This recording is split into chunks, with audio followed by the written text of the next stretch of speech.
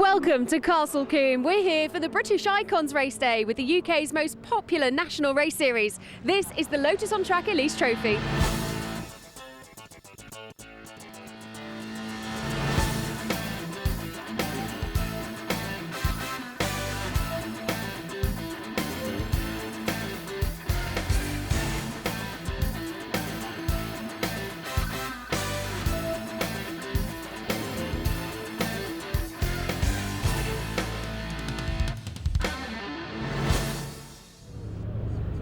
Dave, you've just had your first race as a non-novice. How does that feel?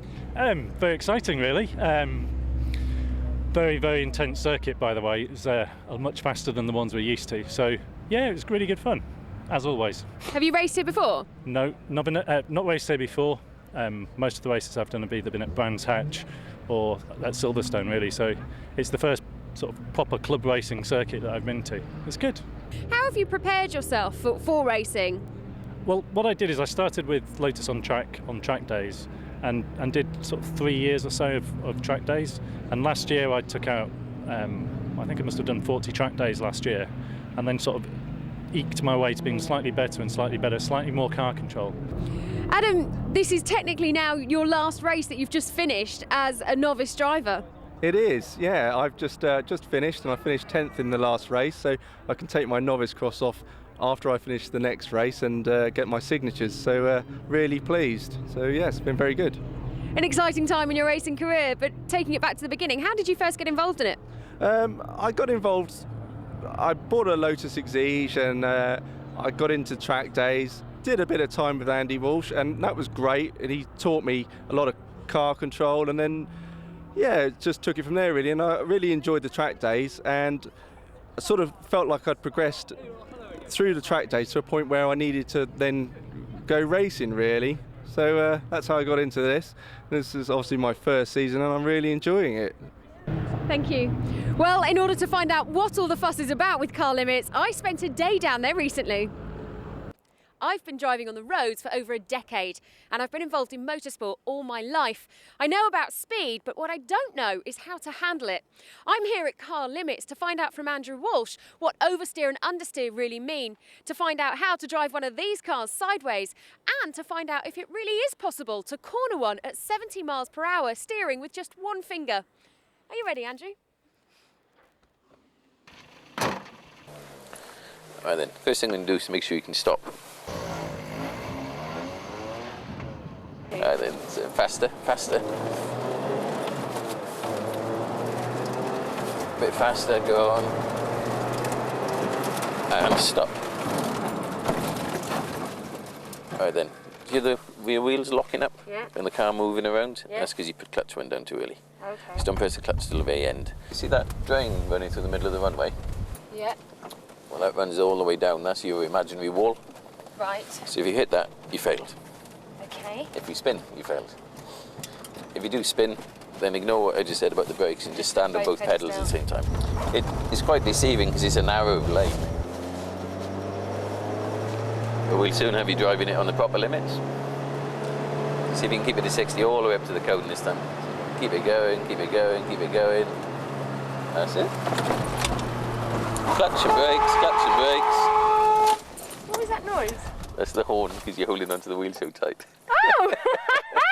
That was fun. Can we do that again? Yeah, we will be. At the cones, we're going to lift off at 60. Right. But you're going to put one finger on top of the wheel and turn it with one finger. With one finger? Yeah. And the car will do the corner that slowly with no problem at all. So I'm going to do it like that? Yeah. Just keep the finger straight though. Only your fingertip you need. Like that? Yeah, that's all you need. No, I can't go around a corner like that at 60. What now? Yeah, go on, keep going. No. Keep going. I can't turn Lift off and look left. You hold on too tight. Let go. Huh? That's why we went sideways. Oh, sorry. I've learnt some of the theory of car control and now it's off around the track to see if I can put it to practice. 3 laps are all timed. A bit wider. Brake. Second. A little bit early on the throttle, I pushed the car wide. Okay. All the way around that one, back to the grass.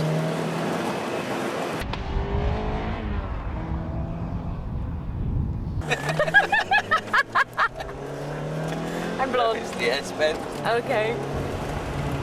So right up onto the white lines and then turn in. That's it. So accelerate around the red patch and then just lift off and turn in. Did you enjoy that then?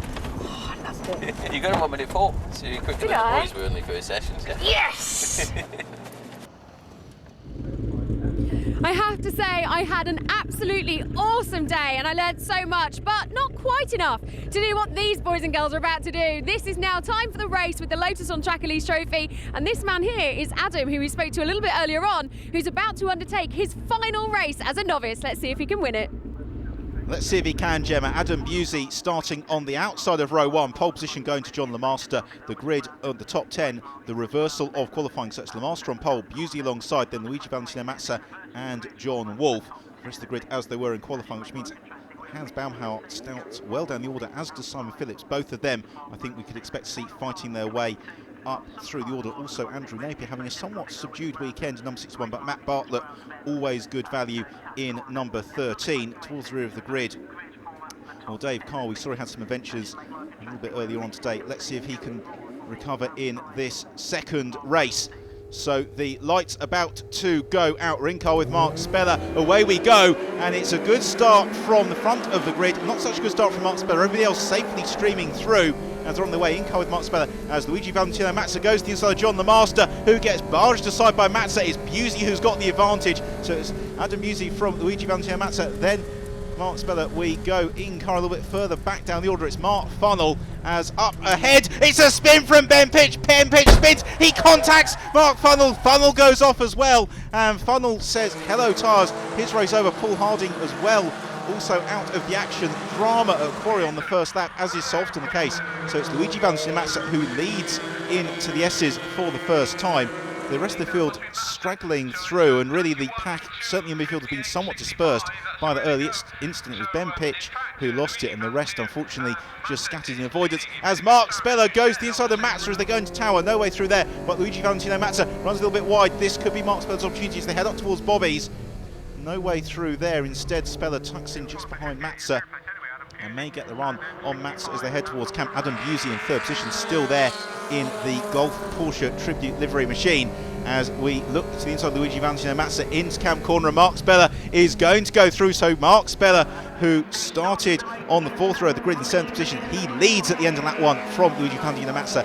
Then Adam Busey, who is shedding his novice cross at close of play today, back in car with Craig Demon. Would you believe it? That's Steve Williams alongside him. Those two resuming battle once more as they set off in pursuit of leaders. We've got yellow flags still at Quarry Corner because unfortunately we have got several cars being recovered, so no overtaking as they go through Quarry on lap 2. Leading train of 1, 2, 3, 4, 5, 6, 7, 8, 9. Well, actually, it's the whole field. They're in one long train as they go into the S's. It's still Mark Speller ahead of the pack. Now, what can Mazza do as he settles in behind Speller? Although Mazza runs a little bit wide, and that could give Speller fractional breathing space. Adam Busey going very well still, keeping John Lemaster and then John Wolf just behind him as they make their way down towards Tower Corner once more. So we go in car with Craig Demon. He is looking to the inside of Martin Roberts, and Martin Roberts having a good 2010 season. He's been there or thereabouts in the top 10, certainly at Silverstone, also here at Castle Combe today, although he's under sustained pressure at the moment from Craig Demon, who finished third in the first race of the day. Although Demon picking up the dust once more. Into camp corner goes Mark Speller. He's got Mazza still on his tail. Now, will it be Busey in third position? Yes, it is, and he keeps Lemaster behind him as John Lemaster settles in behind Adam Busey. The rest of the field all streaming through. Simon Phillips having a little bit better race this time around. The rest of the pack surge into camp corner. We go in car with Nigel Ayres as he is well in amongst the midfield, fighting for 15th and 16th position as Lemaster, Busey, and is that John Wolf in the black car just the outside of John Lemaster in number 80? It is John Wolf, so he's in 5th position, trying to do what he can to pick his way past John Lemaster. Adam Busey, well, what a way to shake off novice cross that would be if he could finish on the podium. Mark Speller in the lead. He's being pursued by another novice, that's Luigi Valentino Mazza, and by his standards in 2010 this has been a disappointing weekend thus far because he didn't finish on the podium in race 1. Let's see if he can rectify that in the second race of the day here at Castle Combe.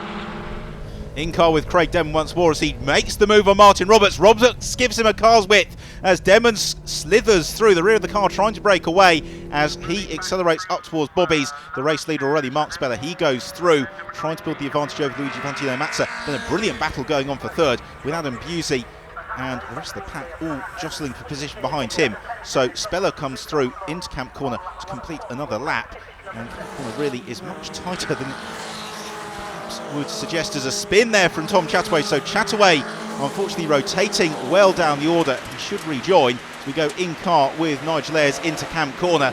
So Ayres gets through safely. What about the battle behind? Here comes Dave Carr, who loses it. Carr rotates. Carr's going off everywhere. Contact there, unfortunately, with number 26, and that is Pete Story. I imagine we'll have plenty of stories to tell because Dave Carr came at him sideways at quite some speed as John Wolfe goes through up into fourth position. So John Wolfe goes past John Lemaster.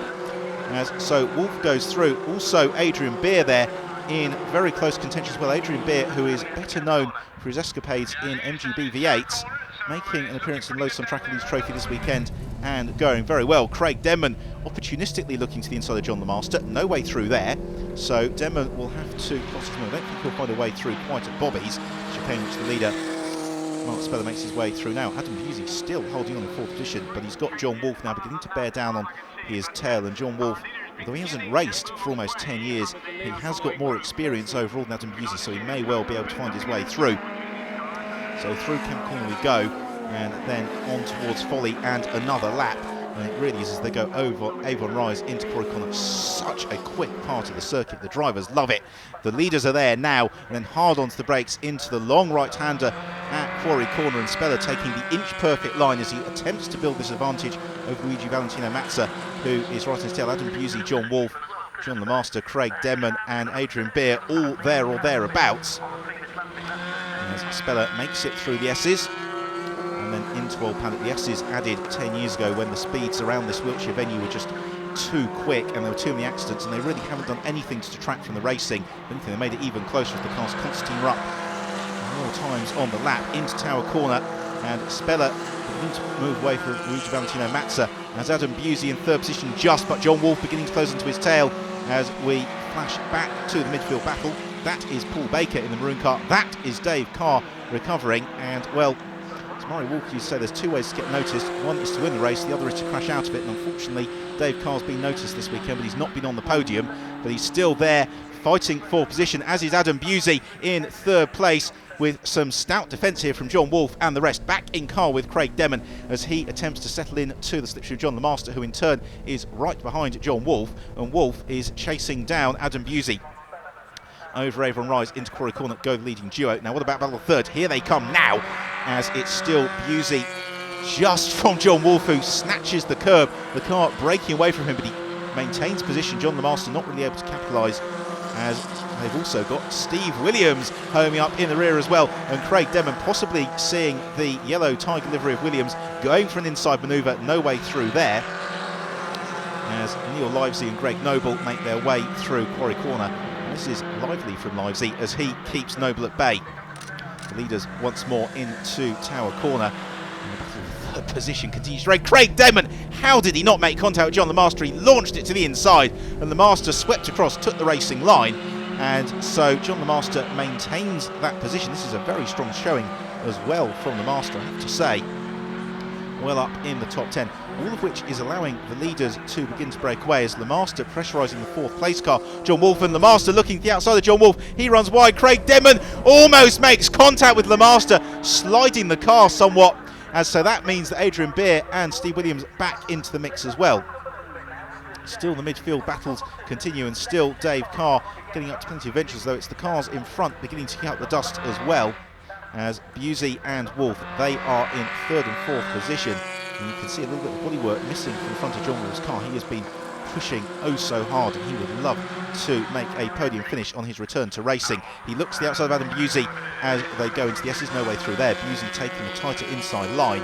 This really is a very fine drive indeed from Adam Busey as he makes his way into Old Paddock again, holding the inside line, but that may cost him some exit speed as they head on towards Tower. The midfield battle with Mark Gooday right in the midst in the number 42 car, making their way through Quarry Corner, and Good 8 has got, well, several cars, and still Neil Livesey leading that particular throng. Also Donald Cannard well up, as indeed is Paul McNeely in number 8. And McNeely, that is the yellow car. And again, Paul usually a little bit quicker than that, so he should hope to advance through that group, as the race leader Mark Speller has got nobody to pass ahead of him on the circuit. He is still holding the lead. We've had a change for third as John Wolfe has gone through past Adam Busey. This is about 5th and 6th position as John LeMaster has got a resurgent Craig Demon looking to the outside of LeMaster as they go through Folly. Now that might not have been such a bold manoeuvre, because it will give him the inside as they go over Avon Rise, but then it will give LeMaster the inside as they go into Quarry. We'll pick up how that resolves itself in a moment as the leaders making their way onto the S's, and it is Demon who's found his way past John LeMaster, so Craig Demon gains the place. He is now in pursuit of Adam Busey as Luigi Valentino Mazza is a little bit closer possibly to the race leader, as we have got there Nigel Hannam just leading the car of Phil Stratton Lake, and then they have got the rest of the pack in hot pursuit. So the leading duo as they make their way on towards Tower ahead of John Wolfe, who has still got Adam Busey for very close company as they go into Tower Bend. So Phil Stratton Lake is being caught with some rapidity there, and that is Baker just behind him in number 63. Yes, Paul Baker, and then Dave Carr as well. So these drivers providing some great value for the spectators as these are on the other side of the circuit. They are keeping them entertained as here comes Speller and Mazza. That gap comes down once more, as so Luigi Valentino Mazza could be timing this to perfection with just over half race distance, and Speller in very close company. John LeMaster exits stage left, he goes to plough the field, and so he is well down the order. A great shame, but he was under some real pressure. In car with Craig Demon as he tries to make his way past Adam Busey, which he does going into Quarry. And so Craig Demon moves up into 4th place. So the race order is Mark Speller from Luigi Valentino Mazza, John Wolfe, Craig Demon, Adam Busey. Those are the 5 cars you can see in shot there as they just jink past one of the slower runners. So we've still got leading quintet covered by just a few seconds and a few yards of track as they lap the slower car. I think that's Steve Tranter who they go around the outside of. So Steve Tranter, well, he keeps out of the way, but it does build a bit of a gap between Mazza and John Wolfe. Lights ablaze from Mark Speller. Now they're getting in amidst some of the slower cars. Still Luigi Valentino Mazza right on his tail as John Wolfe now being caught by Craig Demon and Adam Busey. A bit of a gap back to Steve Williams, Adrian Beer. There is Dave Carr, who's still got Paul Baker right on his tail. Paul Baker, another of the drivers carrying a novice cross this weekend at Castle Combe as they fan out into the S's. Plenty of action throughout the field here. Also in the middle of that battle is Neil Stoddart in number 57 as well. So Neil Stoddart well up as somebody gets well away as Nigel Ayres and number 13 Matt Roberts. Matt Bartlett, apologies, they continue their battle. So Ayres and Bartlett bouncing through bobbies, and Bartlett runs very wide in number 13, and that will have cost him some speed as they head on towards camp. They'll reach the top 10, and Steve Williams and Adrian Beer, they continue to suss away the 19 car of Adrian Beer, setting off in pursuit of Steve Williams. Well, John Wolfe has now got Craig Demon right on his tail. You can see the speed of these cars as they make their way through the S's and then Old Paddock, and Craig Demon having a good run as plenty of people trying to barge their way through. That is Tom Chataway recovering from his earlier spin, and he rather unceremoniously barges Neil Stoddart aside as they go through Camp Corner.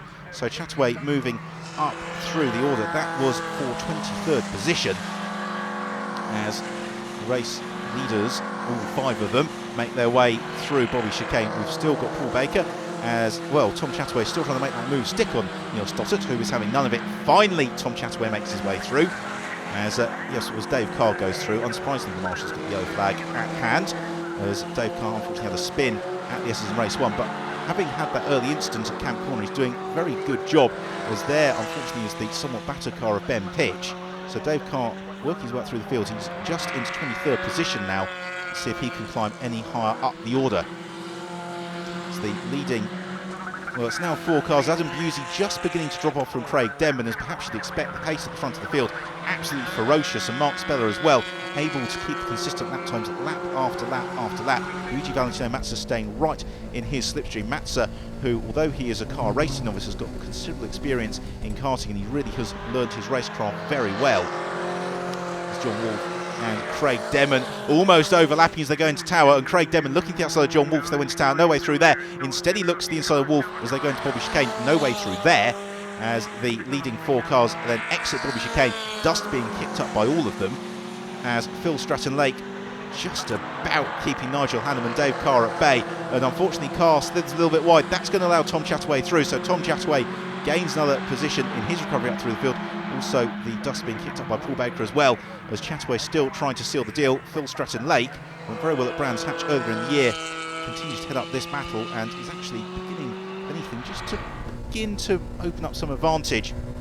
Leading Quinn Quartet closing up again, as it just looks as Mark Speller's pacing this to perfection, because he's backing Luigi Valentino Mazza now into the clutch of John Wolf. And I imagine that Speller will be hoping that Mazza and Wolf and then Denman will fight amongst themselves, enabling Mark Speller to pull away. Let's see if that is how it works out. Through the S's they go. Mark Speller, poetry in motion, the car so wonderfully poised. These Lotus Elises really are the perfect machine for one-mate racing, and the Lotus On Track Elise trophy, the perfect theatre to enjoy it as well. Some superb battles we've had already in 2010, and plenty still to come, I'm sure. The drivers will be appreciating the various merits of the Lotus Elise at the moment, because they are focused on one thing, and that is taking the outright race victory. They catch Donald Cannard, number 22, as they go through Bobby's. Cannard moving well out of the way. Mark Speller able to clear him before he gets to town. What about the others? These cars all very evenly matched. Yes, Mazza goes through in second position, as indeed does John Wolf, as Craig Demon, unfortunately for him, gets bottled up behind Cannard through Camp Corner. So that gives John Wolf licence to pressurise Mazza as we go into Folly, but Demon carrying a lot of speed through camp. Now let's see if John Wolf can pick his way past Luigi Valentino Mazza as we climb up towards Quarry Corner. So here comes Speller, here comes Mazza, and yes, Wolf in the black car remains in third position, and Mazza, well, should he be afraid of the big bad Wolf, because John Wolf looked to the inside of Mazza as they went into Quarry Corner, and Mazza just about closed the door in time. So they head onto the S's once more, and Craig Demon already has closed up onto the tail of John Wolf as well, all of which is enabling Mark Speller to build that advantage ever so slightly ahead of the field once more. We are not too far as well away from the checker flag, so the drivers are going to be looking to make some big advancements. They're going to have to do it sooner rather than later, because the clock is ticking down as Wolf looks to the inside of Mazza through Tower Bend, but no, Mazza holds on around the outside as they go into Bobby's. They file through as they have to in single file. Now who will get the run as we head on towards camp? We're in car with Craig Demon. We can see John Wolf ahead of us, and then silhouetted just ahead of John Wolf is Luigi Valentino Mazza, who covers the inside line as they go in towards Camp Corner. That is ideal for Craig Demon, because it means he can go around the outside of John Wolf, which is what he does. We've got 3 cars covered by about 2 car lengths through Camp Corner. Brilliant manoeuvre from Craig Demon. Through he goes into second position. Now will we see John Wolf emerging to the right of the screen as we go into Folly? Yes, we do, because Demon moves a little bit to the side. He now closes on to Luigi Valentino Mazza. So Demon, he's up into third position. Will he be able to convert that into second? No, he won't. There's John Wolf looking at the inside. We fan out into Quarry Corner. It's John Wolf who goes second now. He gains 2 places in one run up to Quarry Corner. So Wolf goes second. It's Mazza third. Craig Demon in fourth. Stunning driving from these 3 competitors, because it was so easy for any of them to make a mistake and more to go off.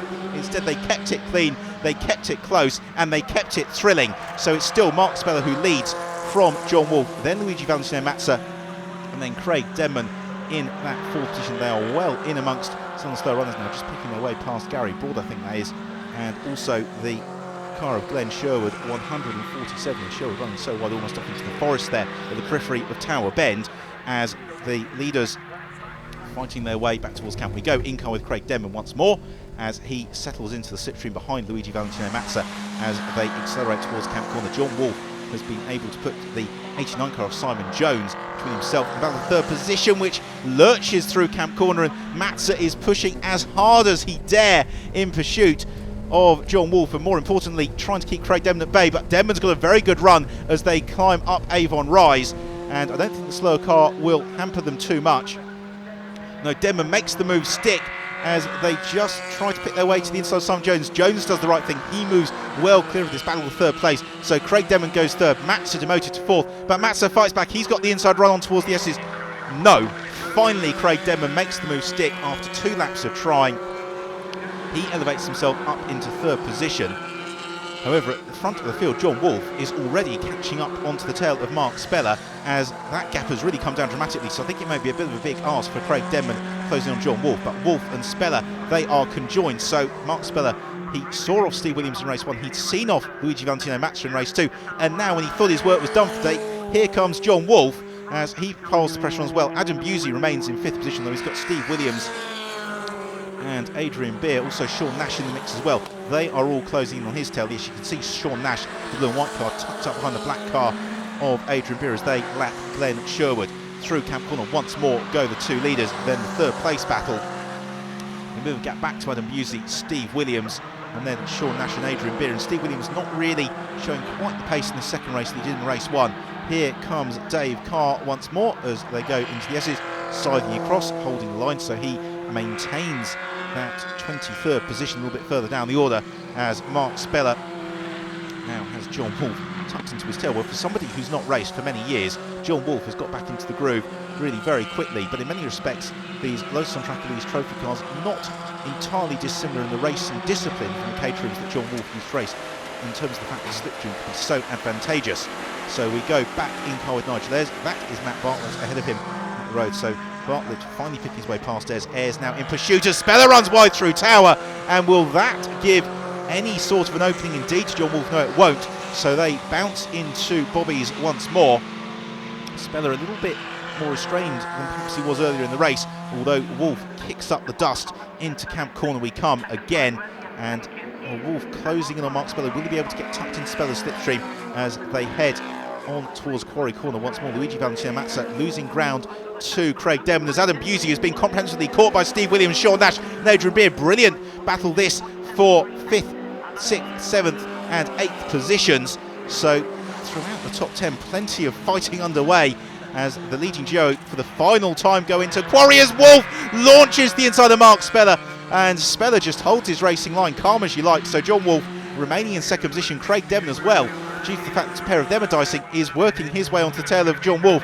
The outcome of this race is by no means settled, even though we've only got half a lap to go. So it's Mark Speller who has led pretty much all but one lap of this race. In fact, he led it over the line at the end of lap 1, despite starting 7th position. So Dave Carr, that battle is going to go all the way to the checkered flag, as Carr recovering well from that early incident. He has still got Neil Stottert behind him, as he has done throughout the entirety of this battle. As here come the leading trio, as Craig Demon piling the pressure on John Wolf. They go through Bobby's final time. We've just got Camp Corner to go, and the 3 leaders covered by 5 car lengths as they head on towards Camp for the final time. So it is Mark Speller. He's just got to safely negotiate Camp Corner. Into the right-hander he goes. The car leaning on the suspension with this Mark Speller, who is going to do the double at Castle Combe. Speller wins it. John Wolf takes 2nd. Craig Demon 3rd. Luigi Valentino Mazza comes through in 4th. And who is going to take 5th position? It's going to be Adam Busey. Superb drive from Busey.